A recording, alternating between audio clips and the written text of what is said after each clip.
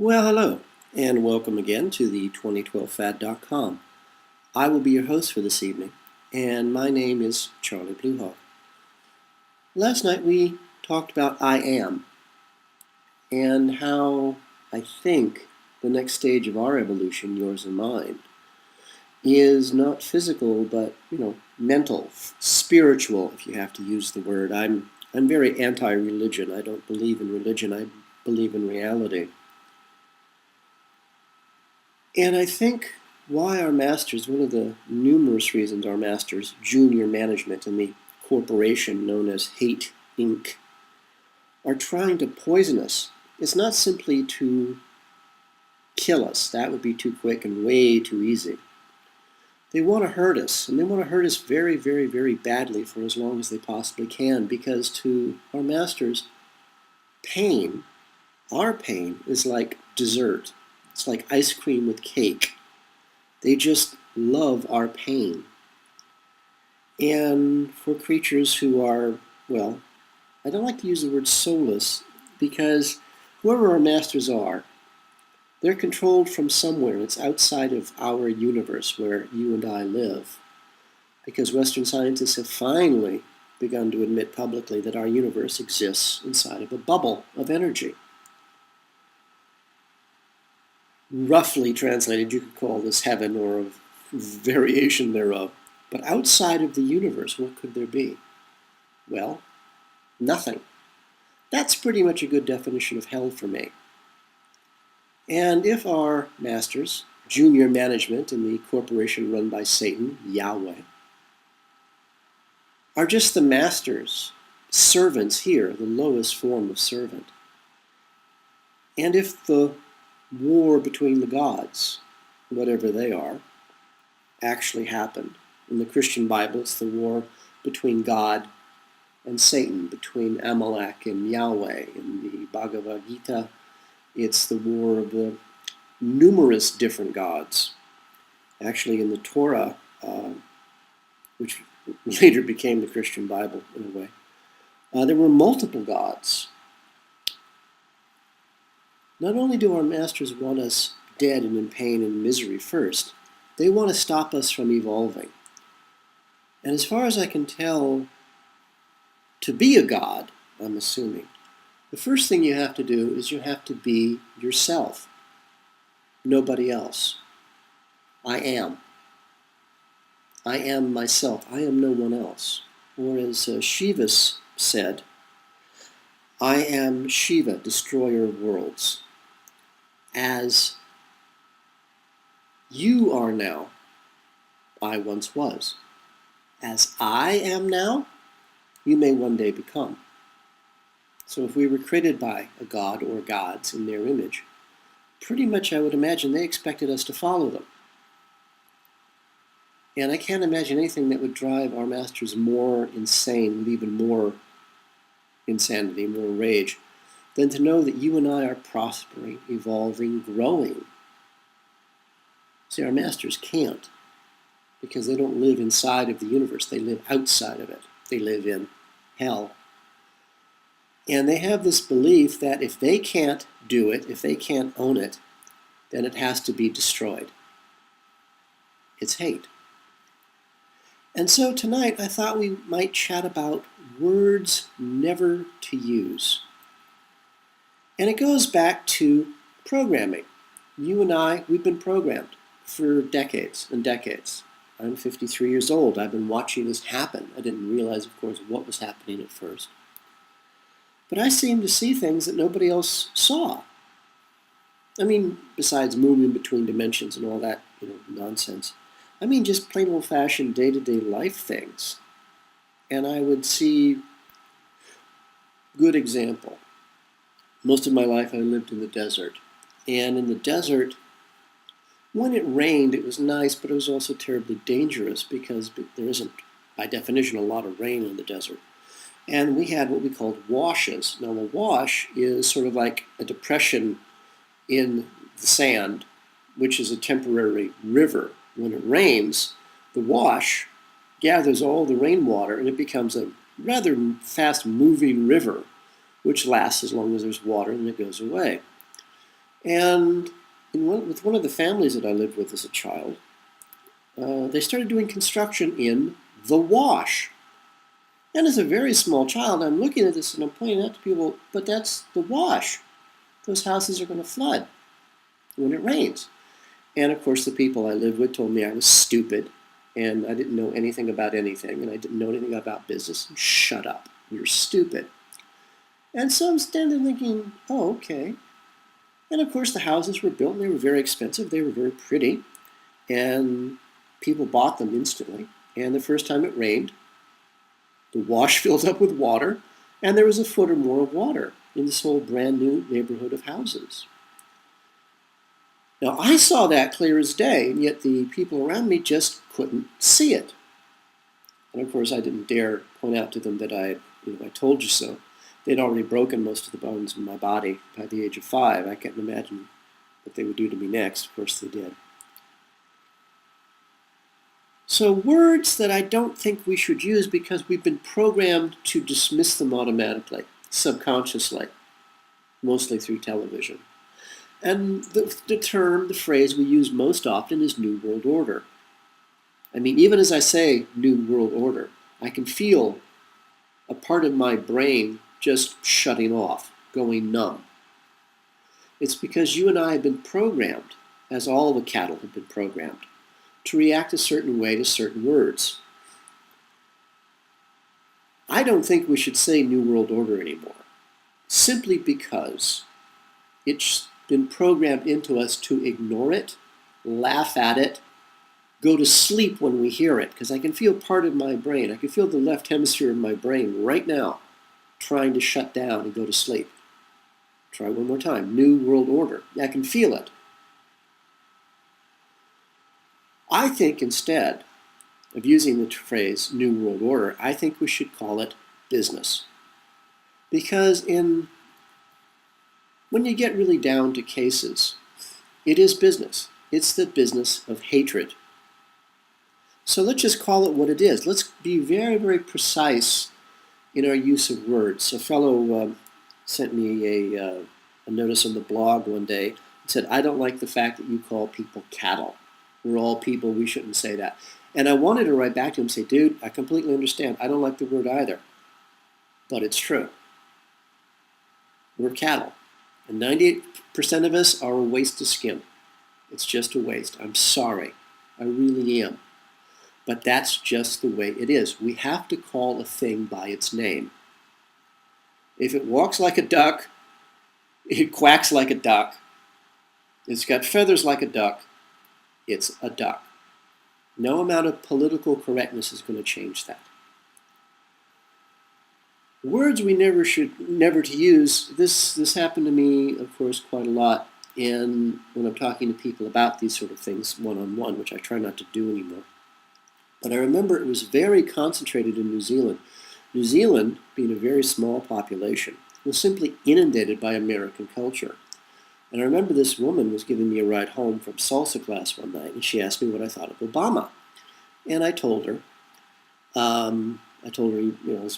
as much as she could understand about the Manchurian Candidate mind control puppet sort of thing.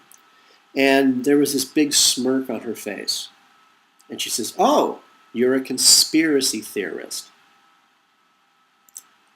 That's mind control. That's programming.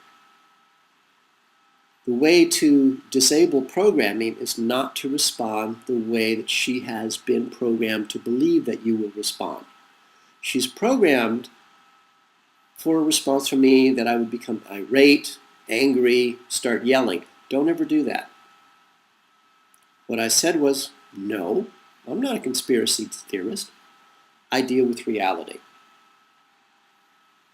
The moment I said that, the smirk on her face went away. The programming had short-circuited because she was programmed to expect certain kind of responses. That wasn't one of them.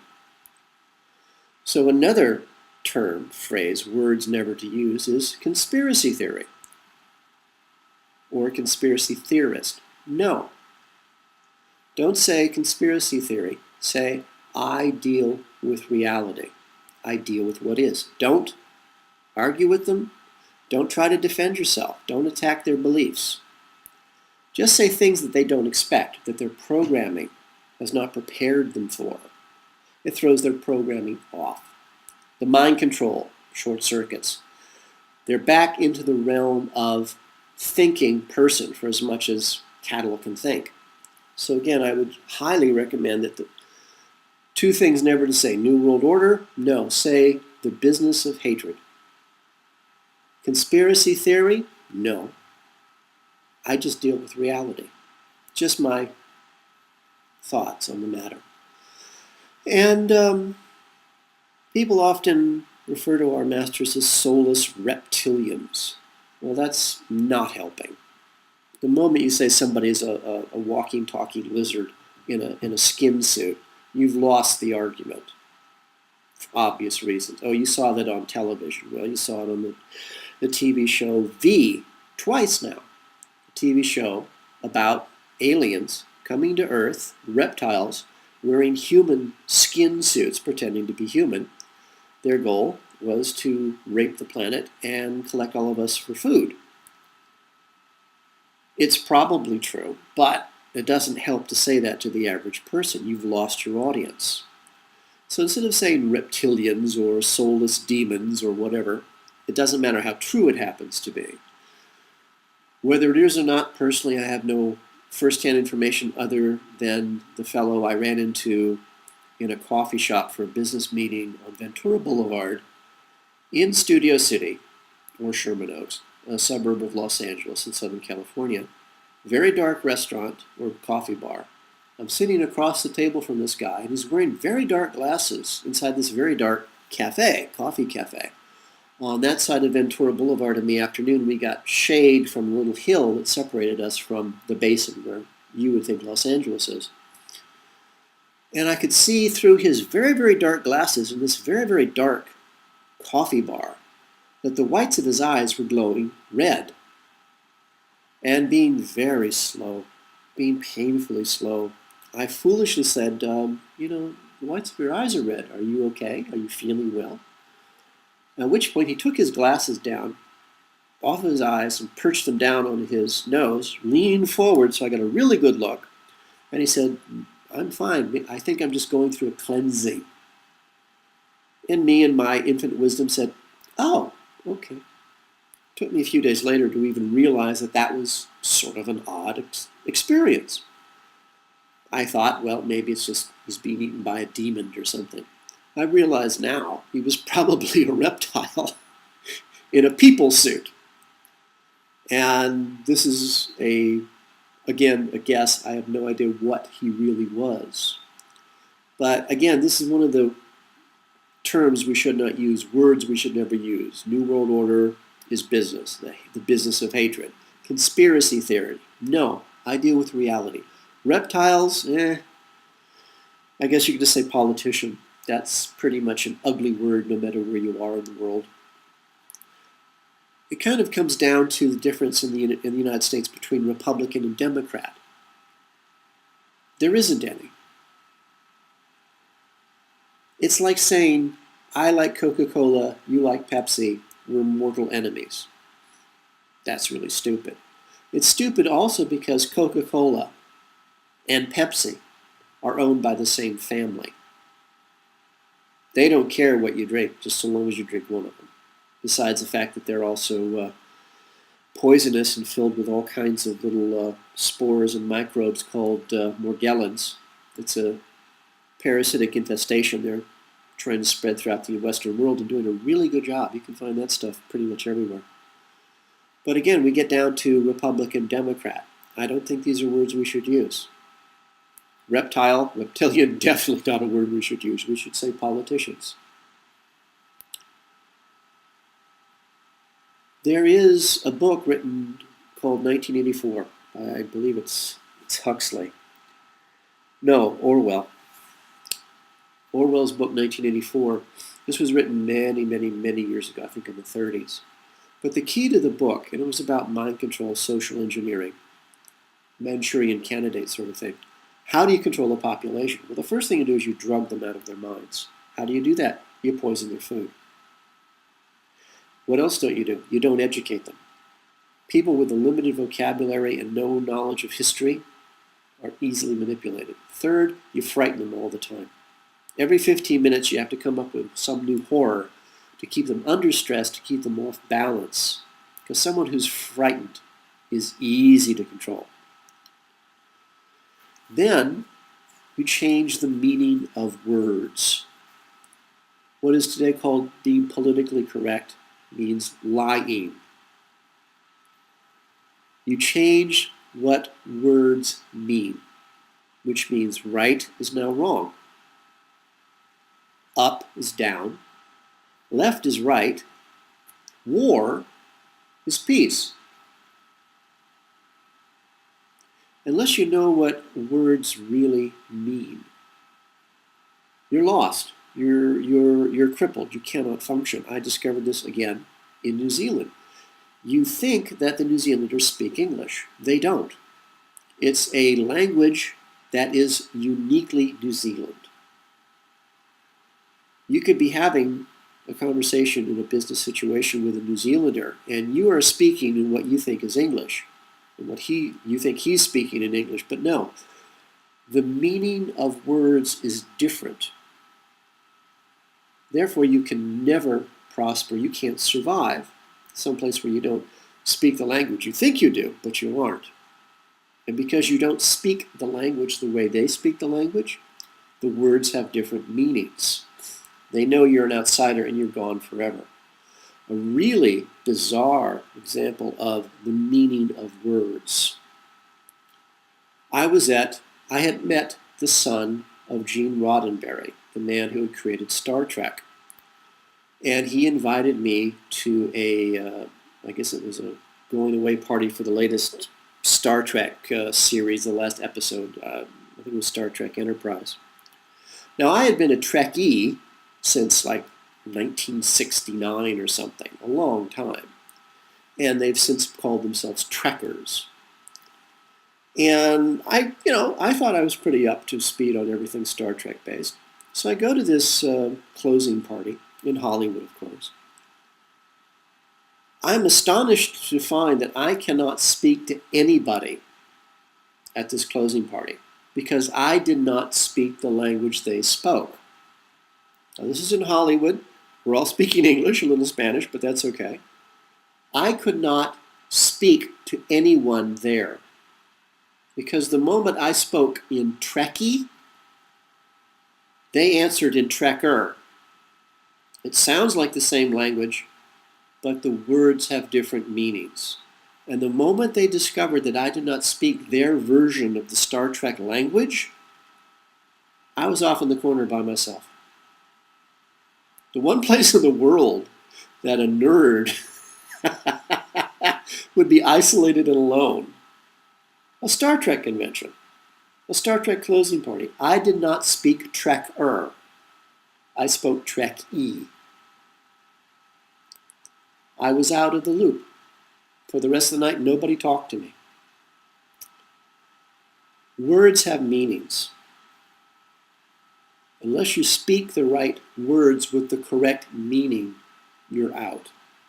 So in Orwell's book, 1984, which I believe he wrote in the 30s, he was telling us very clearly this was our future. And finally, you have to remove individual identity from people. So we're all gray. We're not shades of gray. We're not red, white, yellow, green, purple, whatever our emotions, whatever our intellect says we should be. We're all the same color, gray. And if you're gray, you're not thinking as yourself. You are not I am. You're a slave. One of the biggest movements in the United States that I can tell is creating a state religion, which we're told is Christianity. It's not. It's the worship of Satan, but we're calling Satan God. If you don't belong to this state religion, you cannot be in the military. You cannot be in the government. You cannot hold political office in Washington. a state religion that glorifies killing. And that's what we have in the United States now. So words never to use. Let's think about words we should use. Satan. Well, you can't say Satan is in charge because people will think you're crazy because they can't think. Even as they see hell on earth in the United States right now, they can't say it. Okay, great. CEO.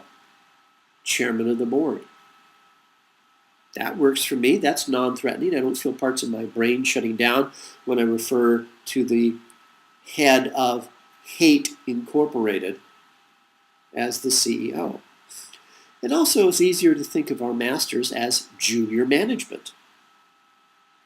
What does junior management in a corporation try to do? Well, first of all, they try to be noticed. They want to be noticed by the right people. They want to be seen as movers, shakers, doers, none of which is true. They're really just drones. Junior management wants to emulate the CEO. That's easy to do. So you say, instead of saying reptilians, say junior management. There's a good solution for you. My brain does not try to shut down when I say junior management of the corporation known as Hate Inc. You can think of office managers in the office under junior management as the Mandarin class, those who serve our masters, the humans who have souls but have decided to choose wrong over right. They have chosen of their own free will to embrace hatred, the religion, the corporate policy of Hate Inc. We don't even have to say religion anymore. We can say corporate policy.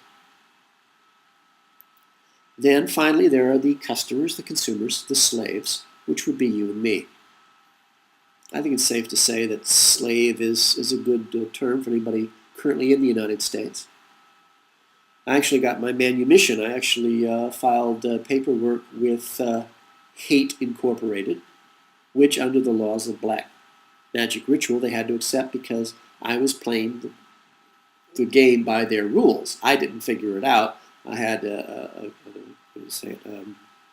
attorney who had a group. We all paid her to work with us as a team and basically freed us from our slavery. And I've still got it in writing. And I submitted it to the representatives of the corporation, in this case the Internal Revenue Service, a division of Hate Incorporated. And because it was done by their laws, by their rules, they had to accept it. They haven't bothered me since. We can think of Hate Incorporated, Hate Inc., and the seizing of the United States, which was at one point a constitutional republic, which is now a corporation itself. The United States of America, Inc. actually exists. It's a privately owned offshore corporation. You and I don't own any shares. But think of Hate Inc. and its war against the human race as a corporate takeover. It's going really well, by the way. What you do is you create a problem. You then come in with a solution for the problem. You then walk away with the rewards. It's sort of like the real estate bubble that happened in California back in the 70s. Our masters created, junior management created, a rush on the real estate market, gave loans for nothing, all of a sudden cut off your income, you can't afford your property anymore. Our masters, junior management, bought all that property up. They did the same thing in 1929. You have to remember, junior management is not creative. They keep doing the same things over and over and over, expecting the same results. And 9 times out of 10, they seem to be doing it. By the way, the definition of insanity is to do the same thing over and over and over again and expect a different result. We'll get to that some other time. So junior management in 1929 was loaning people money to buy stocks. They were discounting the stocks. You could buy $100 worth of stock for a nickel. Hey, this is great. I'm now a paper millionaire. Then they pull back all the jobs. They take all the money out of circulation. It's a depression because all the money has vanished. The money has not gone to Mars. The money is not on Venus. The money has not left the planet. The money is being hoarded by a few people, junior management. Now you don't have a job. And those shares you bought with one nickel that was worth $100, you can't afford them. You have to sell them, and you sell them for nothing. You also lose your home. You lose everything in the world. You consolidate power by creating a problem, frightening people, getting back everything you sold them for nothing.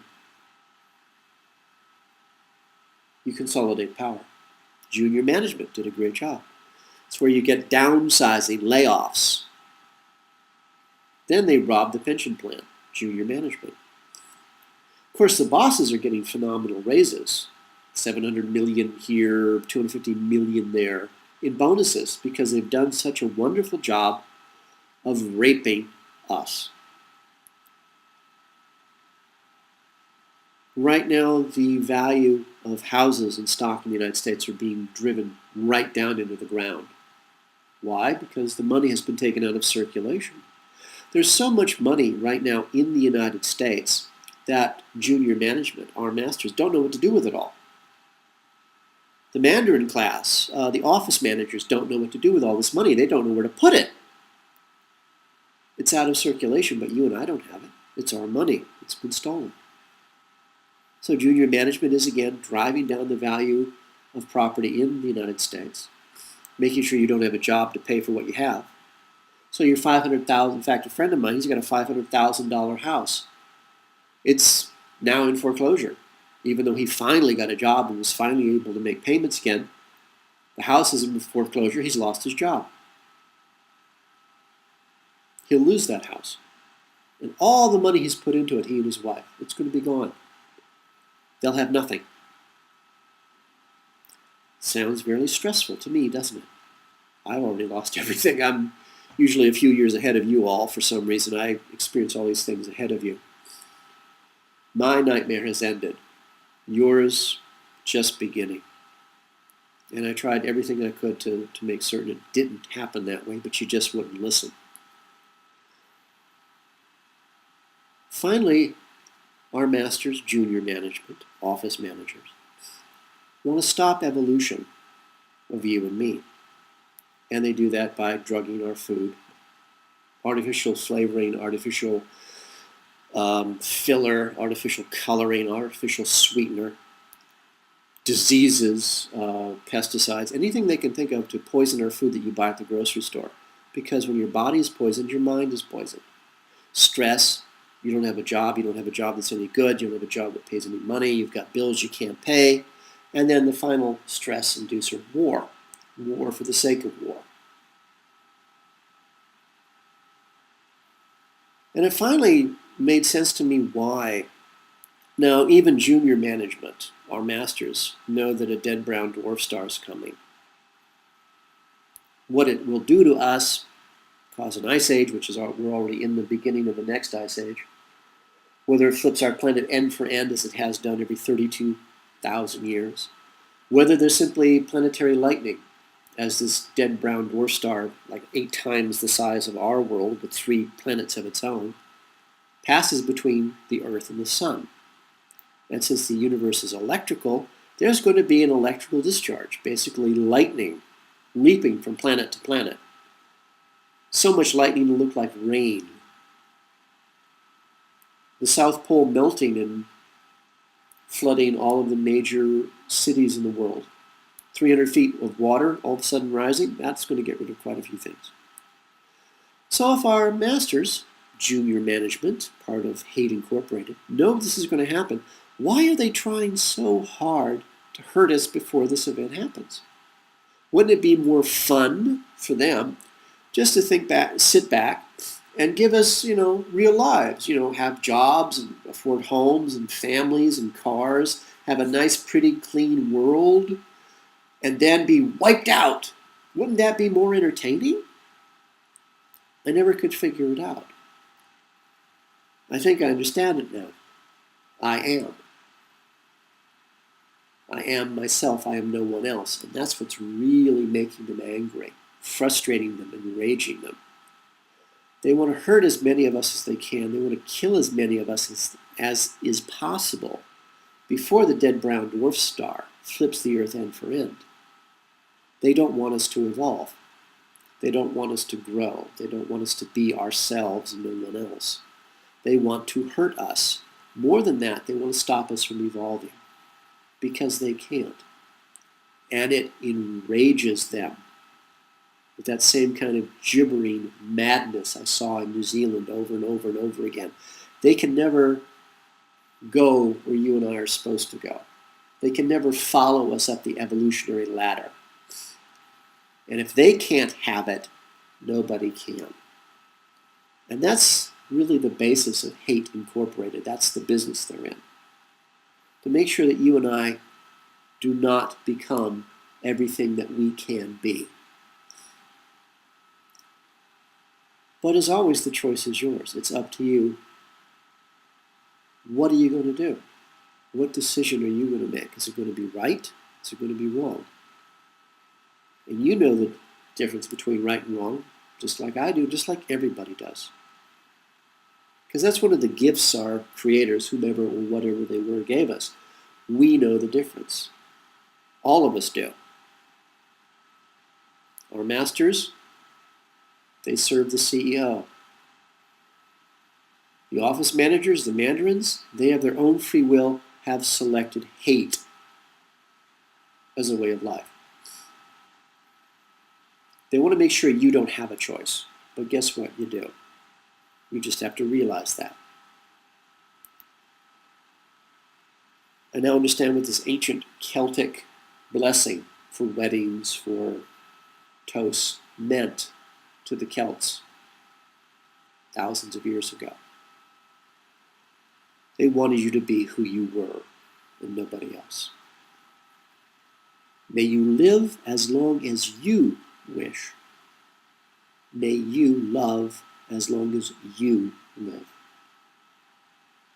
For the 2012fad.com, this is Charlie Bluehawk.